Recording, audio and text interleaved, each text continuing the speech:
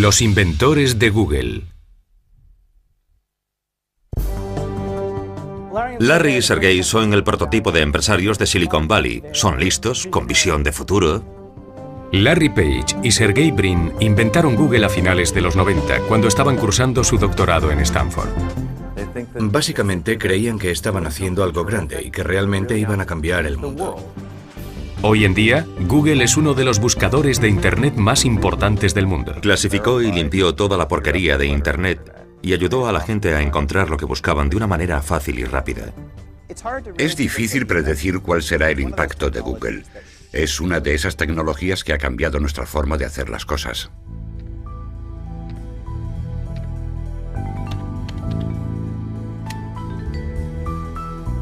Antes, encontrar cosas en Internet era muy complicado, así que estaba solo reservado a los más expertos, pero hoy en día no es así.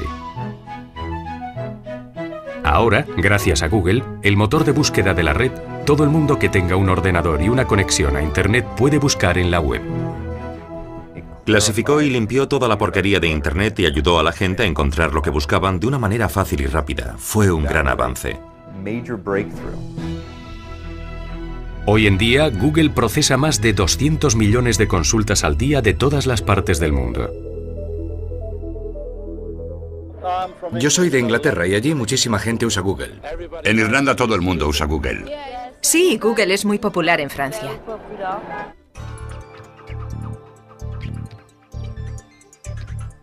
Google se convirtió en un sitio web muy popular porque a la gente le interesaba obtener información. Así que si ibas a salir con alguien, entrabas en Google y descubrías algo sobre él. Google ha transformado la manera en la que la gente te ve. Es algo nuevo. Nuestra cultura está empezando a acostumbrarse. Google ha ayudado a mejorar la asistencia sanitaria. Los médicos dicen que cuando sus pacientes entran en la consulta están mucho más informados que antes. Google fue inventado por dos inteligentes estudiantes de doctorado de la Universidad de Stanford, Larry Page y Sergey Brin. Larry y Sergey son el prototipo de empresarios de Silicon Valley. Son inteligentes y con visión de futuro. Son testarudos en el buen sentido de la palabra. Page y Brin introdujeron Google en 1998. No podían haber elegido un mejor momento. Google apareció en el momento preciso, justo cuando millones de personas estaban empezando a utilizar Internet. Las páginas web echaban humo. El interés por Internet era impresionante. La red rebosaba de información. El único problema era encontrarla. Los buscadores existentes ayudaban un poco, pero la mayoría de las veces era muy difícil encontrar una joya.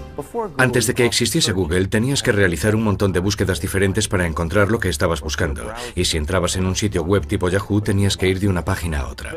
Todos los buscadores tenían varios problemas. Algunos sacaban resultados irrelevantes. Ponías una búsqueda de coches y te salían cortadores de césped o tractores. Abrirse camino entre toda la basura para encontrar algunos resultados interesantes llevaba mucho tiempo y resultaba frustrante. Para superar el problema, algunos buscadores, como Yahoo, utilizaban personas, bibliotecarios en vez de ordenadores, para catalogar la información de la red y crear directorios en los que se pudiese buscar directamente. Yahoo y Google siempre han tenido una filosofía diferente.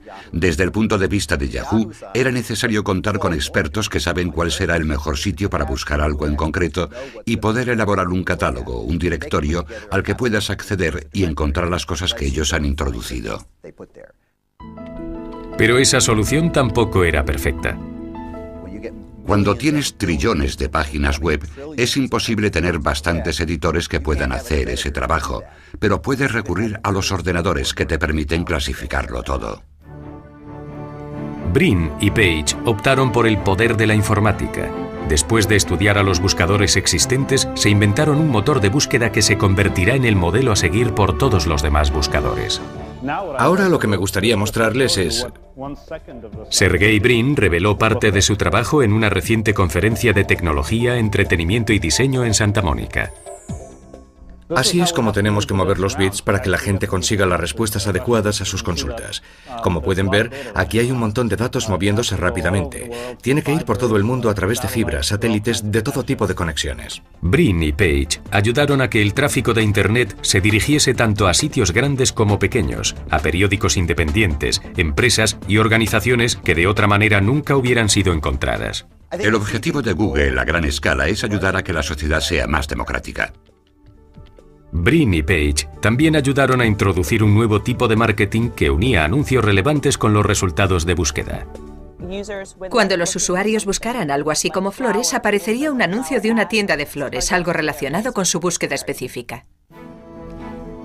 Antes de que existiese Google, nadie sabía cómo ganar dinero con los buscadores, así que a nadie le interesaba demasiado perfeccionarlos. Google ha convertido las búsquedas en algo muy rentable. Los anuncios incluidos en las páginas de búsqueda están ahora creciendo más rápido que ningún otro tipo de publicidad. Google se ha convertido en sus dos modalidades, como anunciante y como buscador, en todo un referente de cómo encontrar y ganar dinero en Internet. Es difícil predecir cuál será el impacto de Google. Es una de esas tecnologías que ha cambiado nuestra forma de hacer las cosas. Cuando se inventó el automóvil no fue solo algo que sirvió para llevar a la gente de un sitio a otro. Cambió toda nuestra cultura. Internet también está haciendo eso, y Google ha tenido un papel importante en convertir Internet en lo que es ahora. El éxito de Google ha sido cuidadosamente observado por sus rivales. En noviembre de 2004, su competidor más fuerte, el gran Microsoft, anunció que iba a lanzar su propio buscador.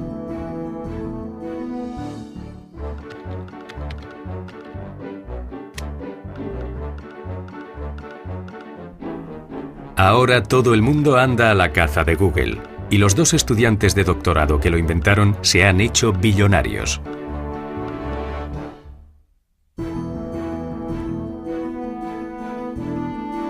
Los fundadores de Google, Page y Sergey Brin, no tenían la intención de crear su propia empresa. Lo que querían era vender su invento a una de las empresas que ya poseían buscadores. Altavista, Yahoo, YouName It, Excite, hablaron con InfoSeek, hablaron con todas ellas. Y todas les dijeron lo mismo. Que los buscadores estaban pasados de moda, que ya no estaban interesados en crear ninguno, que su propio buscador ya era lo suficientemente bueno, pero a principios del 98 ninguna de estas empresas tenía este tipo de tecnología en buscadores, así que decidieron crear su propia empresa e intentar montarla ellos solos. Por aquel entonces, solo hacía 3 años que Page y Brin se conocían. Brin, un estudiante de informática de 23 años que estaba cursando el doctorado en Stanford, conoció a Page, de 24 años, cuando llegó a Stanford en 1995. Y Brin fue el encargado de enseñarle el campus. Sergey y Larry estaban en el mismo curso. Tenían intereses similares, pero no eran amigos. Hoy que cuando se conocieron no se cayeron nada bien. Pero no me sorprende nada. Porque las personas inteligentes generalmente se sienten amenazadas por otras personas inteligentes. Page era hijo de un profesor de informática de la Universidad de Michigan. Larry siempre fue muy independiente. No era el típico estudiante que entra en un sitio y dice, ¿qué estáis haciendo? Él llegaba y decía, tengo una idea y me gustaría llevarla a cabo. Era un inventor nato. Al principio de su carrera construyó una enorme impresora con fichas de Lego. Siempre hacía cosas que parecía que no iban a funcionar y luego siempre funcionaban. Sergey Brin era hijo de un profesor de matemáticas de la Universidad de Maryland. La familia de Brin había emigrado a Estados Unidos desde la Unión Soviética cuando solo tenía 6 años. Sergey también era muy inteligente y muy seguro de sí mismo. Sus intereses iban más allá de los buscadores de Internet. En realidad, Sergey estaba muy interesado en inventar algo relacionado con la biotecnología, los viajes espaciales y ese tipo de cosas. Le gustaban mucho los deportes al aire libre, el hockey sobre patines y cosas por el estilo, pero de los dos, probablemente él era el más extrovertido. A pesar de haber empezado con mal pie, Brin y Page enseguida se dieron cuenta de que tenían mucho en común y empezaron a trabajar juntos. No teníamos claro que queríamos crear un buscador. Sin darnos cuenta, acabamos creando un tipo de tecnología que podía ayudar a buscar información, y entonces creamos el buscador. Mi socio Larry y yo estábamos simplemente investigando la manera en la que se podrían gestionar grandes cantidades de información y lo que se llama extracción de datos, que es encontrar patrones de datos, y poco a poco nos fuimos introduciendo en Internet, que es básicamente en donde está todo el conocimiento humano. Lo que encontraron fue un universo de información que se expandía con rapidez y varios buscadores defectuosos. Simplemente no podían cubrirlo todo, podían incluir muchas páginas, pero la cantidad de información era demasiado grande y se extendía muy rápido, no podían manejarla toda. También estaba el tiempo que tardaba el buscador en responder. Entrabas en uno de ellos y tardaba 10-15 segundos en darte los resultados. Brin y Page estaban convencidos de que podían hacerlo mejor. Se fijaron en cómo estaban diseñadas las páginas web, en los enlaces que unían una página con otra. Entonces se dieron cuenta de los billones de enlaces que entrecruzaban el ciberespacio y descubrieron un patrón. Las web más populares y mejores tenían un montón de enlaces que apuntaban a ellas. Al final descubrimos que podríamos coger los patrones que encontrábamos en Internet y utilizarlos para crear un buscador mucho mejor. Y eso fue exactamente lo que hicieron. Crearon un buscador que utilizaba los links y otras muchas variables para identificar qué páginas web eran más relevantes para cada consulta.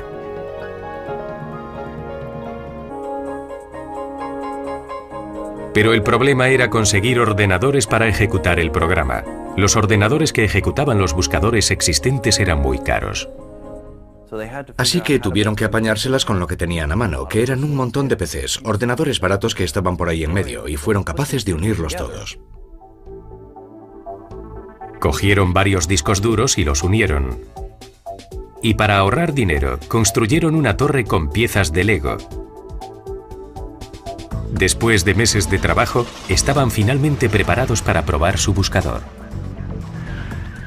Al principio, en Stanford, creamos un prototipo de buscador muy simple.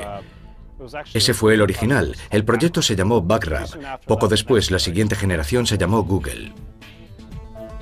Google tenía un grupo de ciberexploradores llamados arañas o robots para buscar información en Internet.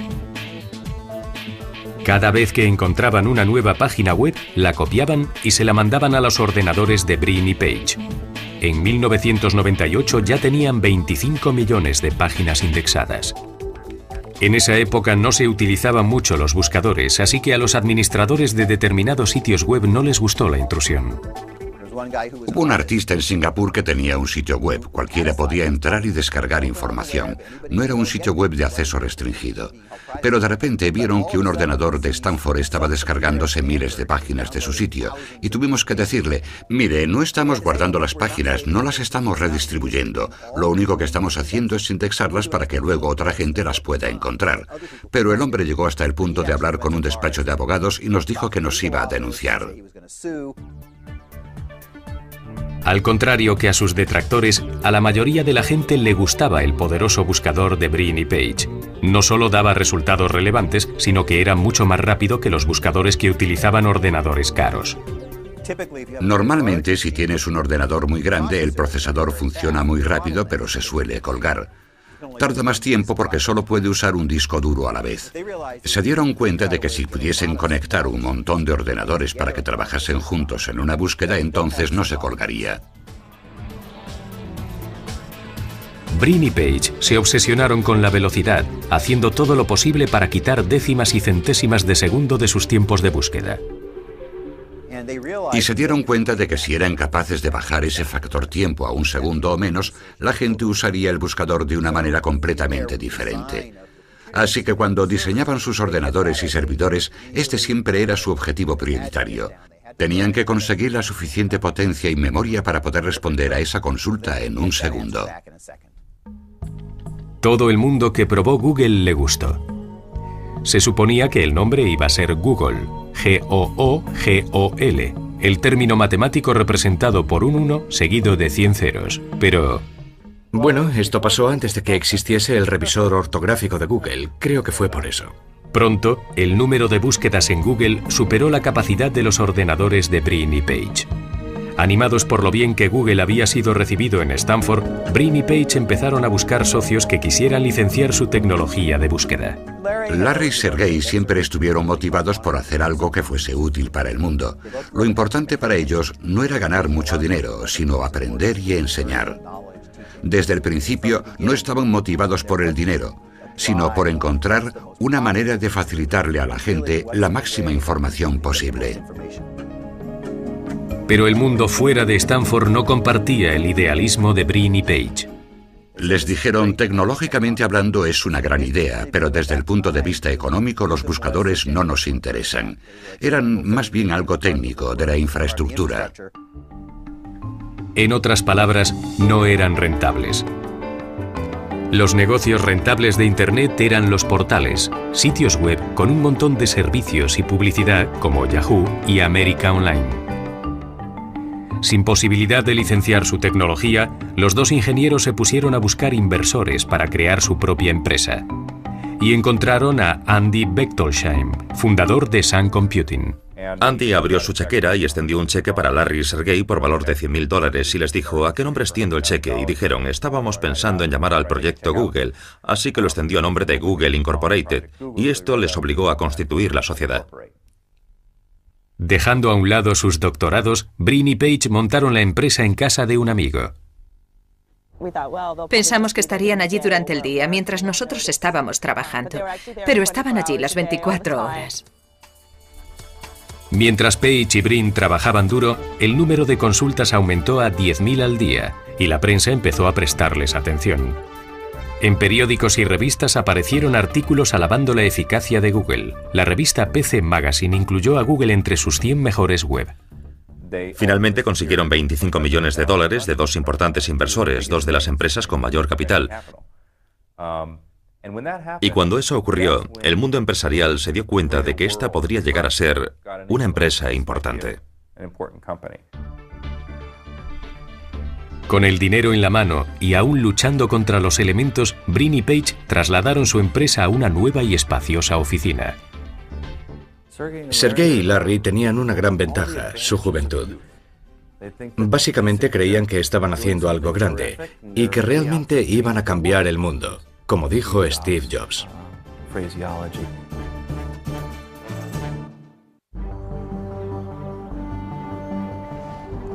En su primer aniversario, en 1999, Google tenía 39 empleados y estaba respondiendo a 3 millones de consultas al día. Un año después, las consultas habían aumentado a 60 millones al día.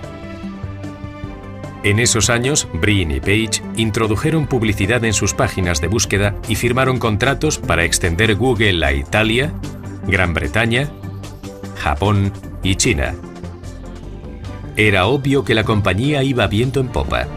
Para poder responder a la continua demanda, Brin y Page contrataron cientos de empleados nuevos, muchos de ellos estudiantes de doctorado, los mejores y más inteligentes. Además de que fueran inteligentes y buenos en su trabajo, queríamos a gente que encajase con la cultura Google. En la oficina hay un ambiente muy abierto y distendido. La gente se lo pasa muy bien, disfrutan mucho con su trabajo y realizamos mucho trabajo en equipo. La sede de Google es una mezcla entre un gabinete estratégico y un centro de recreo, un reflejo de su filosofía. Al principio Google empezó siendo el típico sitio donde ibas a pasar el rato, contando que nosotros éramos, ya sabes, estudiantes de informática, y bueno, aquí nos daban de comer gratis. Aquí no tienes más que entrar. Ya sabes, te coges algo de comida, te sientas y hablas con tus colegas sobre todo tipo de proyectos y aprendes cosas nuevas. Es un sitio donde puedes quedar con alguien para jugar al billar y discutir algunas ideas. Y nos dimos cuenta de que este tipo de ambiente era muy creativo.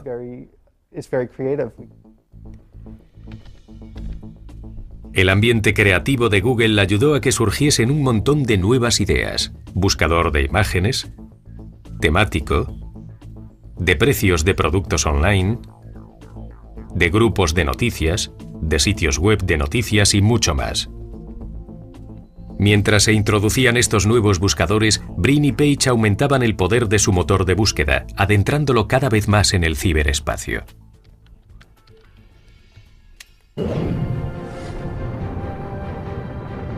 Entonces, ¿Cómo funciona Google? ¿Por qué tiene tanto éxito?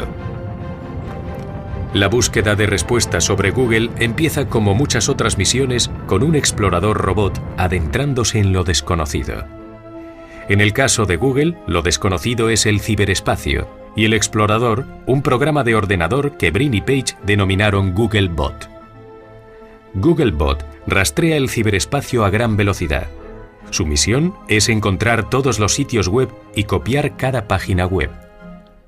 Entonces sale y echa un vistazo a todas las páginas web y dice: he encontrado un nuevo sitio web, una mina de oro, y allí descargará las páginas y descubrirá si tiene algún enlace con algún sitio web desconocido, y de esta forma va rastreando páginas por todo el mundo.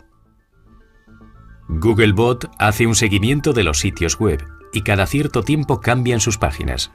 Con un buscador tan grande como Google, la actualización siempre es un problema, porque es imposible rastrear 3 billones de páginas al día.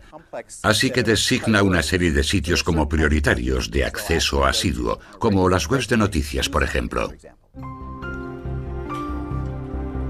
Por ejemplo, Googlebot visita cbsnews.com en Nueva York muchas veces al día. Cada vez que copia una página, deja una tarjeta de aviso electrónica.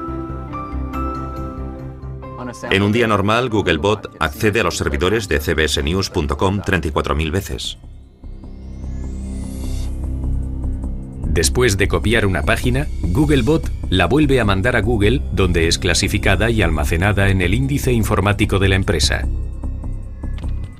Cuando alguien escribe un criterio de búsqueda, por ejemplo, cámara digital, el buscador de Google no tiene que buscar en toda la red. Simplemente escanea sus propios archivos buscando los documentos que contengan estas palabras. En este caso, 16.800 millones de documentos.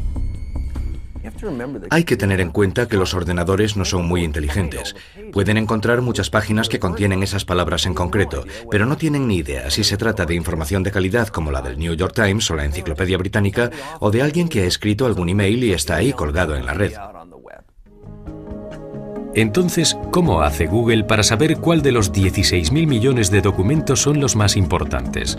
La respuesta es PageRank, un algoritmo secreto inventado por Larry Page. PageRank es lo que diferencia a Google de la competencia. Lo que hicieron los inventores de Google, y fue algo muy inteligente, fue utilizar la estructura de enlaces de Internet como si se tratase de un concurso de popularidad. Page se dio cuenta de que las web más populares tenían muchos enlaces que apuntaban hacia ellas en otros sitios web, y que esos enlaces podrían utilizarse para medir su importancia. Las páginas se votaban las unas a las otras creando enlaces entre ellas. Cuando en tu página incluyes un enlace a otra página, estás diciendo que esa página es importante, estás votando por ella. Así que una página web que posea 20.000 enlaces en otras páginas será más importante que una que tenga 6 o ninguno.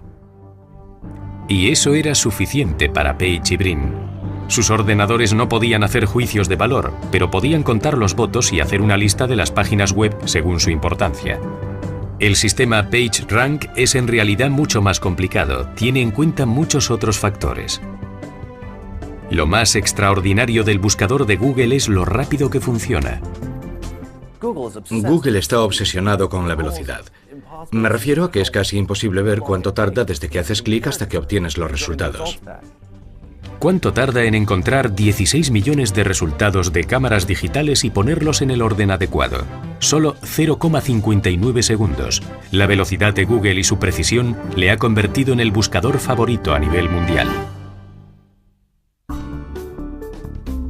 El pequeño Google ha ido creciendo y cambiando su logo según han ido pasando los meses. Los sombreritos de Año Nuevo dieron paso a los fuegos artificiales y luego a las calabazas y a los pavos. En 2001, el buscador precoz de solo 3 años estaba respondiendo a 100 millones de consultas al día. Tenemos alrededor de 5 billones de páginas indexadas, y eso son muchas, sobre todo si lo comparamos con cuando lo lanzamos, que creo que teníamos 20 millones o algo así que son 200 veces más. Y Google existe en 100 lenguas. Según la empresa iba cambiando, también lo hacían las vidas de sus fundadores. Yo suelo viajar mucho por negocios y conozco a mucha gente. Hace un mes conocí en Londres a Mikhail Gorbachev y a otros dignatarios. Pero lo más importante fue que Brin y Page decidieron dar un giro radical con respecto a un asunto crucial, la publicidad. Al principio estaban totalmente en contra. Lo veían como algo molesto que no entraba dentro de la filosofía corporativa de Google. Uno de nuestros ingenieros nos lo planteó de una manera muy sencilla. Nos dijo, sed más listos. Entonces, Brin y Page descubrieron que podían ser más listos que nadie uniendo los resultados de la búsqueda con la publicidad. Su teoría era unir la publicidad con palabras clave, de tal manera que cuando escribías una palabra en particular, los anuncios que saldrían tendrían que ver con esa consulta y quizás podrían hasta resultar útiles. Llamaron a esta publicidad AdWords. Eran simples anuncios de texto claramente separados de los resultados de búsqueda. Algunos buscadores que hay hoy en día mezclan los resultados pagados con los otros resultados y no los distinguen. Por tanto, el usuario no sabe que ese resultado no hubiese aparecido si no hubiesen pagado por ello. Y yo creo que eso no está bien.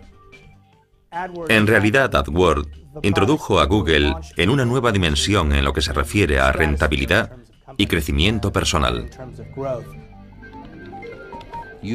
Entras en Google y escribes semillas de flores salvajes. Entonces salen una serie de textos y en la parte derecha de la página aparecen pequeños anuncios rectangulares. Esos son los enlaces patrocinados o los anuncios pagados, los AdWords. El primero de la lista es un anuncio de American Meadows, una empresa de Vermont que vende semillas de todo tipo de flores salvajes. Google coloca su anuncio cada vez que una persona escribe el término de búsqueda semillas de flores salvajes. Si pinchas aquí, vas directamente a nuestra página web. Ray Allen es el gerente de American Meadows. Lo realmente revolucionario de la publicidad de coste por clic como los AdWords es que cuando pones tu anuncio en esa página, es el cliente el que te encuentra a ti. No tienes que buscarlo tú como ocurre en una revista o en la televisión. Él te encuentra a ti. Y cuando alguien hace clic en uno de tus anuncios, está diciendo, quiero ver tu producto. Tú no tienes que poner tu anuncio y decir, por favor, miren mi producto. Ni tampoco tienes que pagar cientos de dólares por esto. Google subasta sus términos de búsqueda a los anunciantes. Allen pujó 62 céntimos por el término semillas de flores salvajes. Cada vez que alguien hace clic en su anuncio, él paga a Google esa cantidad. La puja de Allen fue la más alta, por eso su anuncio es el primero que aparece. Una de las cosas más importantes para que funcionen los AdWords es estar entre los 3 primeros en los términos de búsqueda principales. Tienes que estar ahí. La informática permite a los anunciantes controlar a tiempo real cómo van sus términos de búsqueda. Uno de nuestros mejores términos de búsqueda es semillas de flores salvajes. Es normal porque eso es lo que vendemos. En este informe vemos que se han realizado 1.675 clics desde Google. Estos clics le costaron a Allen alrededor de $1.000 por $7.555 en ventas. Es un buen baremo. Por tanto, es un anuncio que está funcionando bien. Allen dice que desde que empezó a utilizar los AdWords, sus ventas han aumentado más del 30%.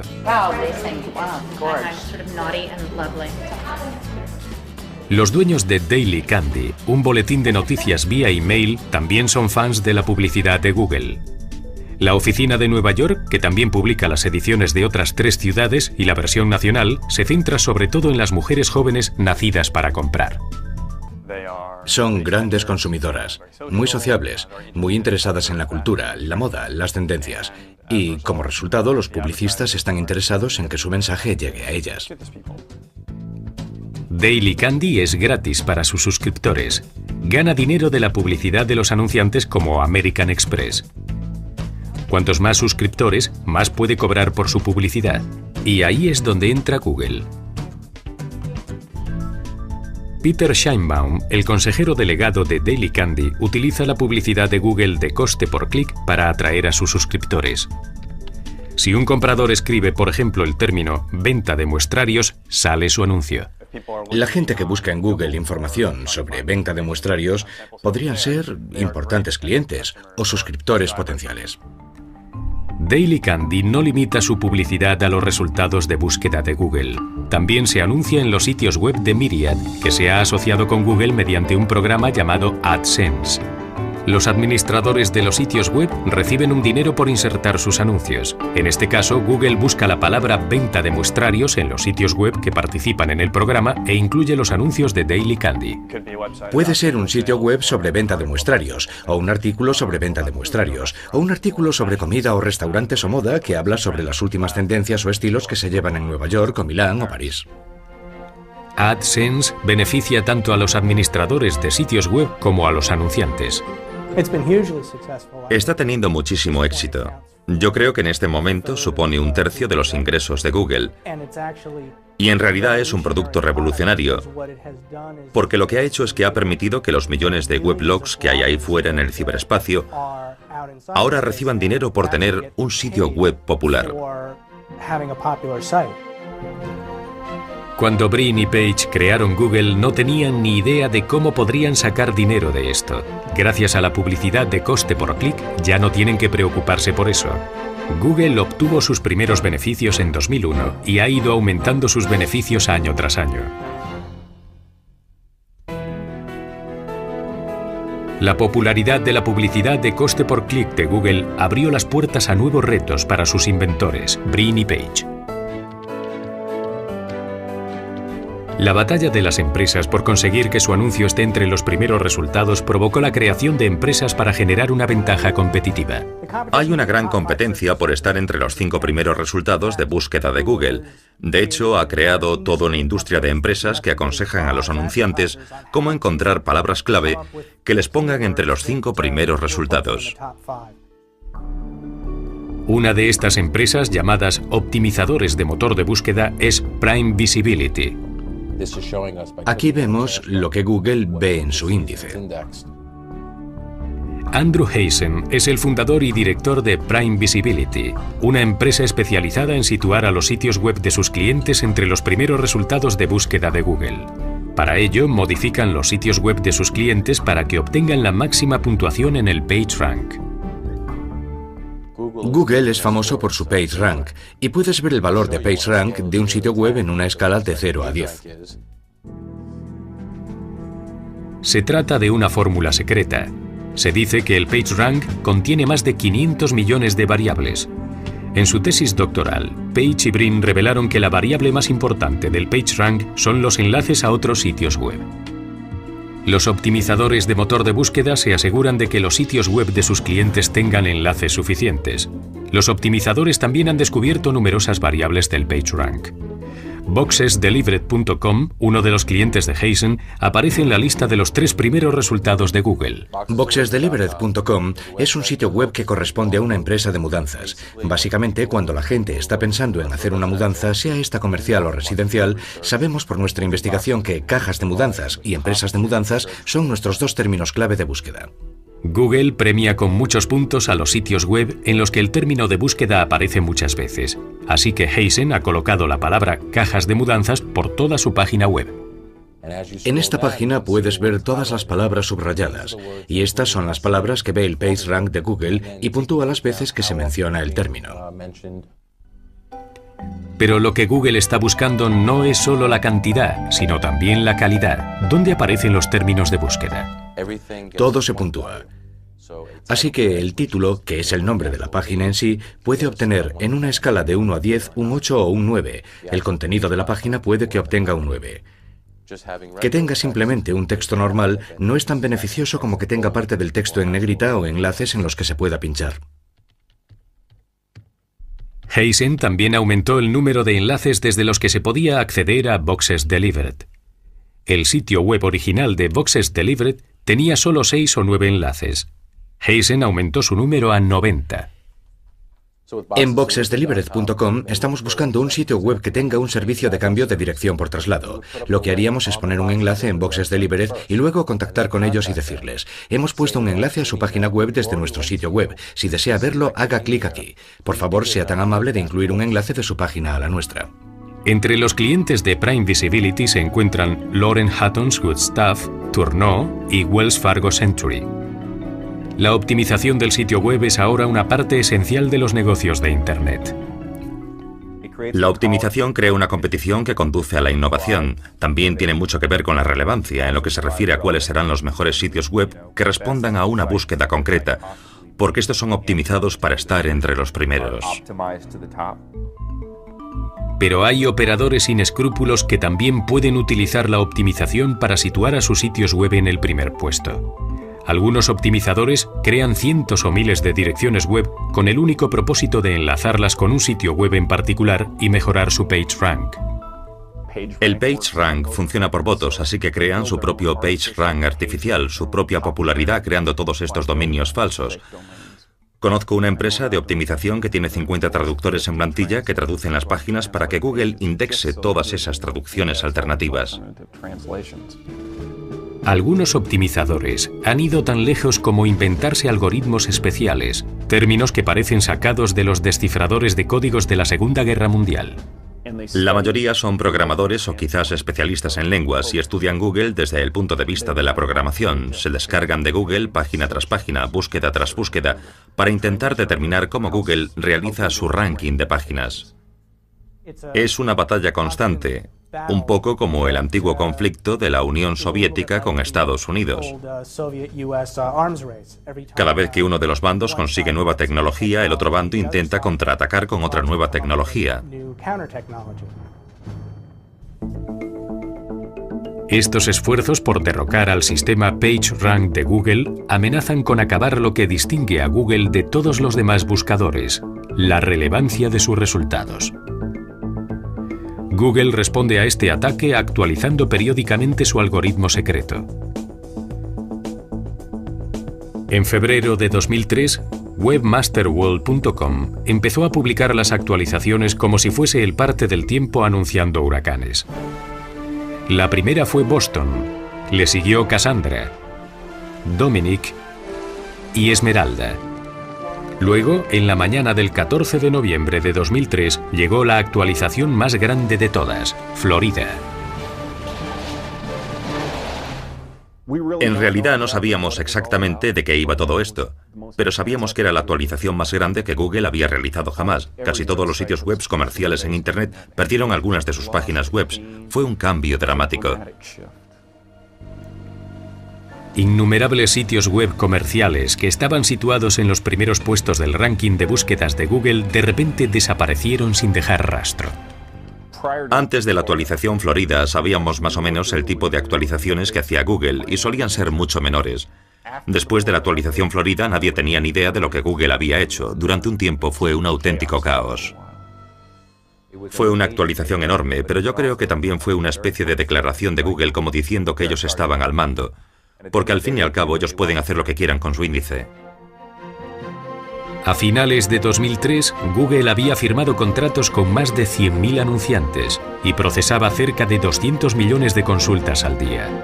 Era el rey de los buscadores y sus inversores originales estaban encantados con su rentabilidad.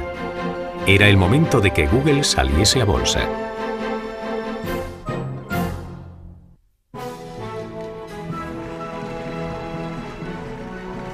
El 2004 fue el año decisivo para Google.